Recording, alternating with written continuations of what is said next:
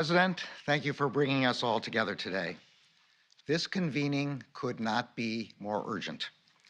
Today, 31 FBI field offices are working in close coordination with our law enforcement partners across the country to investigate, disrupt, and prosecute the recent threats targeting historically Black colleges and universities. I am in regular contact with our FBI team about these efforts. As with any ongoing investigation, I'm limited in what I can say about this specific matter, but allow me to be very clear. At the Justice Department, we believe the time to address illegal threats is when they are made, not after tragedy strikes. We also know that the threat against HBCUs and their students has deep historical roots. The Justice Department was founded during Reconstruction after the Civil War with the first principal task of combating those who used violence and threats of violence to prevent Black Americans from exercising their civil rights. In the over 150 years since the founding of the department, the threats posed by hate-fueled criminal acts have taken on many different forms, but our task remains the same: to use our resources and our legal authorities to prevent and confront bias-motivated violence and threats of violence. Shortly after the horrific attack in Atlanta 1 year ago today, I ordered an expedited review of the department's effort to combat hate crimes and hate incidents. As a result of that review, the department has taken steps to improve incident reporting, community outreach, and training and support of local law enforcement. The FBI has elevated criminal civil rights violations to its highest threat band. And we are using the expertise of our civil rights, national security, and criminal prosecutors to ensure a comprehensive approach to confronting unlawful acts of hate. As I recently said after the department obtained hate crime convictions in the murder of Ahmaud Arbery, no one in this country should have to fear hate-fueled violence. No one should fear that they are being attacked or threatened because of what they look like, where they are from, whom they love, or how they worship. The Justice Department has no tolerance for unlawful acts of hate. We will be relentless in our efforts to investigate, disrupt, and prosecute hate-fueled violence and threats of violence. Thank you all very much.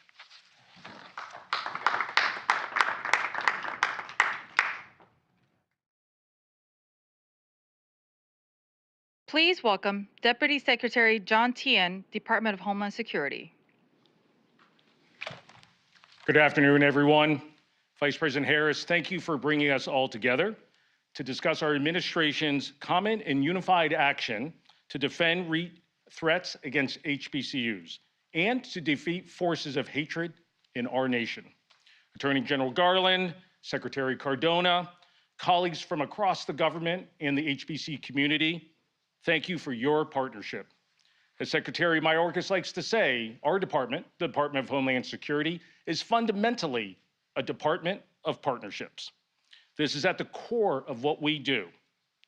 Only through our combined efforts can we counter the threats of violence against campuses, houses of worship, critical infrastructure, and any racial or ethnic group. Exactly 1 year ago today, in my city, the city of Atlanta, violence struck the heart of who we are as a nation.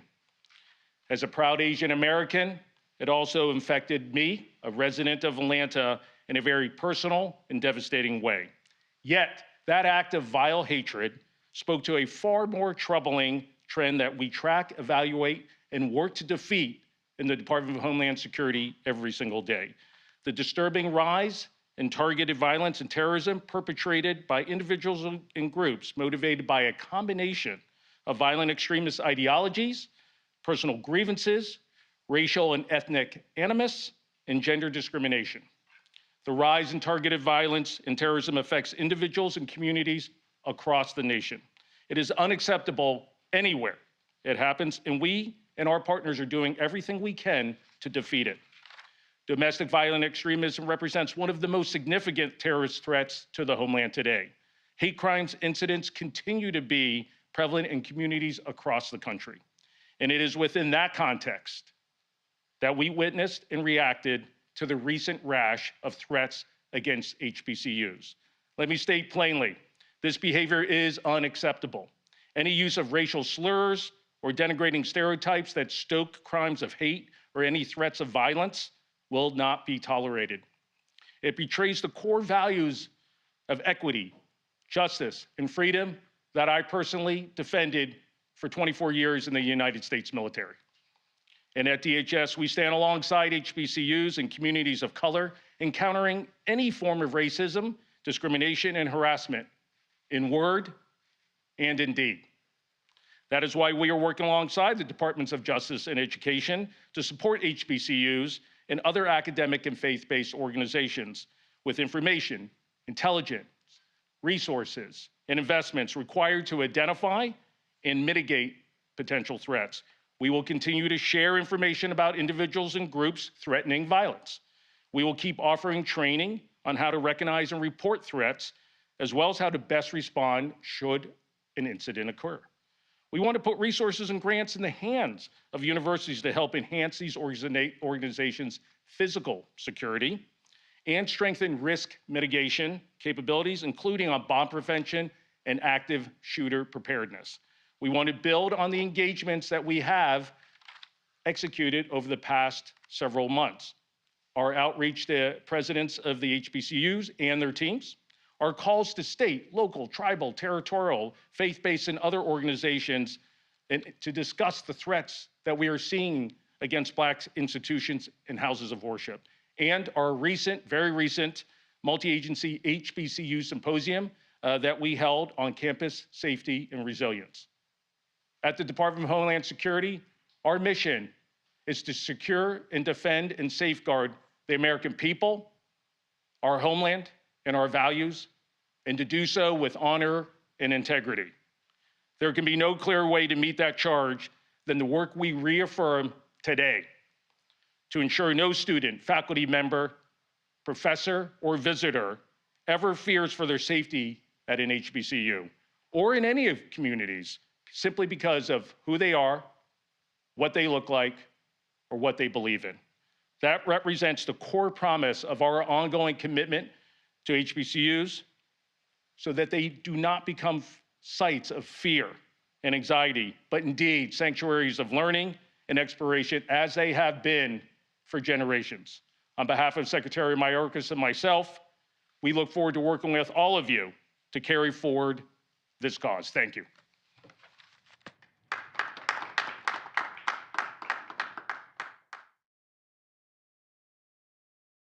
Please welcome Secretary of Education Miguel Cardona.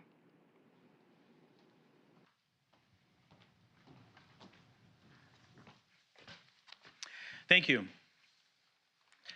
Today, we gather to defend a basic right for all Americans, a right that underpins opportunity in this country and everywhere in the world, the right that allows me to be here today, the right to learn. The recent and ongoing bomb threats against HBCUs infringe upon that right.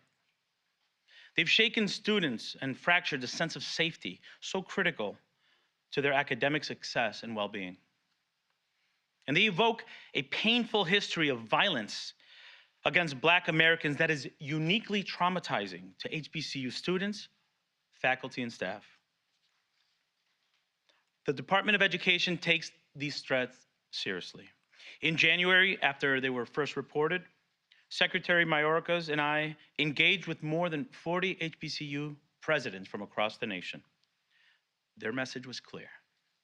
These threats have disrupted learning, diverted critical resources, and strained campus mental health systems already overwhelmed by the pandemic. In my conversations with HBCU presidents, I've heard an urgent need for more resources, to install more security cameras, to improve emergency response plans, to train personnel on proper procedures for handling bomb threats, and to provide students with mental health services. Likewise, students are speaking out about the trauma they've experienced and the safety they deserve. We at the Department of Education are listening. We understand students' ability to remain in the classroom hinges on restoring and ensuring their sense of security. The department will continue to partner with HBCU leaders and contribute to the whole of government response to these threats. We support HBCUs so they can get back to what they do best, punching above their weight, educating the next generation of great leaders. And we will passionately continue to defend the right of every student to have a safe and welcoming place to learn. Thank you.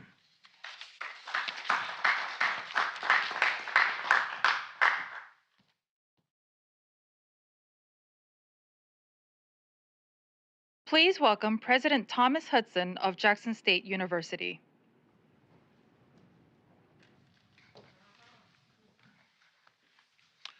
Good afternoon. I am Thomas Hudson, and I am proud to serve as the 12th president of Jackson State University. Founded in 1877, JSU is an HBCU rich in heritage and tradition with a profound and impactful legacy spanning generations. At JSU and other HBCUs, we encourage intellectual discourse, nurture creativity, inspire innovation, and uphold the tenets of inclusion and diversity throughout our campus communities. Indeed, some of our nation's best and brightest thrive in the safe cultural spaces that are our HBCUs. But on February 1st, 2022, JSU and many HBCUs were met with threats of violence aimed to intimidate and terrorize our student body and stakeholder. It was not a coincidence that this malevolence occurred on the first day of Black History Month, a month reserved for celebrating Black excellence and achievement. It is disheartening that we have to acknowledge that racial bias and bigotry are still very much prevalent, but to let it go unchecked is a disservice to all who fought and died in the name of equity and equality. So it is with much gratitude that I acknowledge the efforts of our local, state, and federal law enforcement agencies, who not only responded and guaranteed our safety, but also helped to apprehend those responsible. Their prompt response and collective efforts allowed our institutions to reopen and continue operations. However, if history has shown us anything, it is that it often repeats itself. So while the threat remains, we must remain vigilant. Being vigilant means building our capacity, and the Biden-Harris administration has allocated the resources to help us do just that. As stewards of these great institutions, we strive for preparedness and long-term sustainability that gravitates us towards away from a reactionary, allowing us to pivot easily in emergencies. The recent threats have exposed a deep-rooted issue amongst HBCUs. Decades of underfunding has significantly contributed to the deferred maintenance and vulnerabilities in infrastructure commonly found at our institutions. We want to ensure our students are given the equal footing to develop personally and intellectually without harassment. We want to elevate their quality of life and learning experiences, and we can do that with this additional support. Because if anything, the events of February 2022 remind us of why HBCUs were established in the first place: to combat the systemic racism that prevented Black people from being educated anywhere else. Today, we stand as essential economic drivers in our respective communities and producers of diverse talent and talent pipelines that advance our country forward. Any threat to an HBCU should be viewed as an assault on the very character of this country. In the face of adversity, let us be reminded that we must always stand in solidarity. And it is in that spirit of solidarity that I would now like to introduce Vice President Harris, whose leadership has brought us here today. Vice President Harris has stood with us and remains a committed advocate for HBCUs. We remain committed to working with her and the entire Biden-Harris administration as we seek to ensure that HBCUs have the resources needed to combat this very real threat. Thank you so much, Vice President Harris.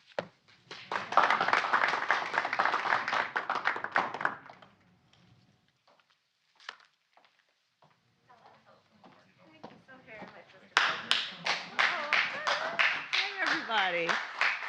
Good afternoon, everyone. Please have a seat. Good afternoon, good afternoon, good afternoon. Thank you, President Hudson, for that introduction and for your strong and steady leadership as the president of Jackson State University, especially during this difficult time. We are joined today by extraordinary national leaders, members of Congress, members of our administration whom you've heard from, law enforcement officials, educators, students, and other community leaders. And we gather united against violence and against intimidation. 1 year ago today in Atlanta, 8 people were killed in a horrific act of violence.